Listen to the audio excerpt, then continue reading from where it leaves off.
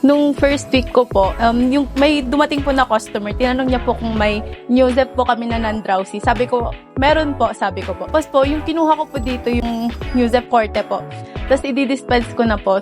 Tapos, nung pinunta ko yung pera sa may cashier, ang nakalagay po dun ang nasabi ko po yung tig Newzep. So, before ko po ibigay yung sukli, binawi ko po sa customer yung Newzep na na-dispense ko. Sabi ko po, ay, sorry po, mali po yung nabigay kong Newzep. Yung Forte po instead na yung non-drowsy, sabi ko po. Buti na lang po hindi pa siya nakakaalis nun, kundi demerit po malala. Yung pinaka-memorable memory ko po ngayong first week is yung time po na may patient po na bibili po sana ng Cerelac. Tapos ang pagkakarinig ko po kasi is Kelan. What? Bro, what are you talking about, man? So, meron po akong kasama po. Dumiretso po kaming dalawa sa may area po ng Skelan po. Tapos, sinabi po nung patient na, ay hindi po Skelan, Cerelac po. Tapos, napatawa po ng malakas yung kasama po namin. Tapos, tumawa din po kami. Pero, parang sobrang silent lang po nung laugh namin na yun. Tapos, napagalitan po kami. Tapos, yung buong shift po namin na yun, na-tense po kami. Kaya parang naging magulo din po yung naging shift po namin. Yung memorable ko po nung last week, yung napagalitan po ako ni sir kasi tumawa ako ng medyo malakas habang may customer. Ang pagkarinig ko sa customer, Cerelac. Pabili pong Cerelac. Tapos, ang pagkarinig pala nung yung isa kong co-intern, Eskelan. Di pumunta po kaming dalawa sa Eskelan. Ang seryoso po namin tumingin sa Eskelan. Tapos nirepeat po ng customer, Cerelac. Ganun. And, seryoso kaming nagtitingin doon sa Eskelan. Tapos, sasabihin niya Cerelac. Sumabog. Yung ganon. Tapos, ayun. Tapos pagkalis ng customer, napagalitan ako. Ayun. Tapos buong araw ako kaganda.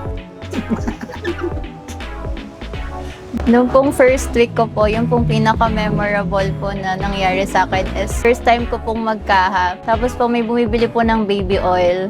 Yung pinapunch ko po is sa system nilalagay ko po, baby oil.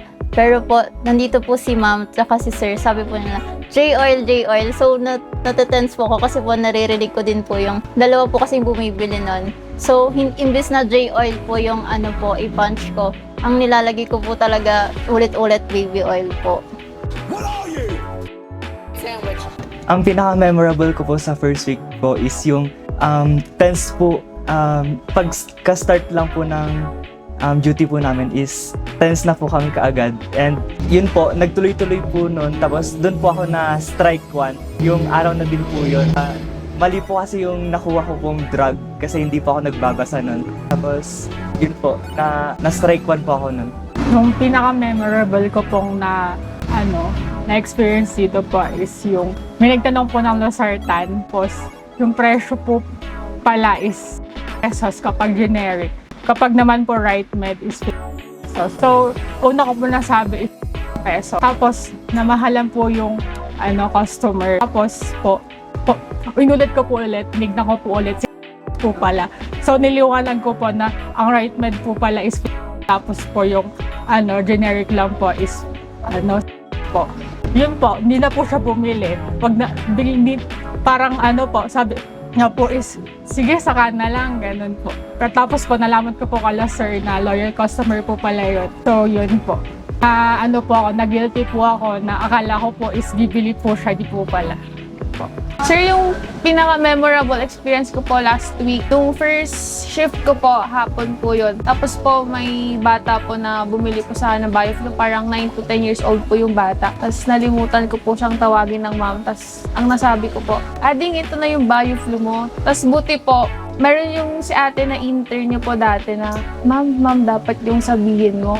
Tapos yun po, kinorek ko naman po yung nasabi ko nung paalis na siya. Thank you, ma'am, kakong ganyan. Tapos po narinig niya, sir. Sino yung nagsabi ng adik? Sabi niya, sir. Tapos sir, ako po. Tapos sabi niya po sa akin, sige, ako kayo tawagin mo ng adik. Pag di mo ko tinawag ng adik, didemerit ka. Sabi niya sa akin, sir. Kaya parang natakot po ako. Tapos yun, inayos ko naman na po sa susunod. Yun lang po.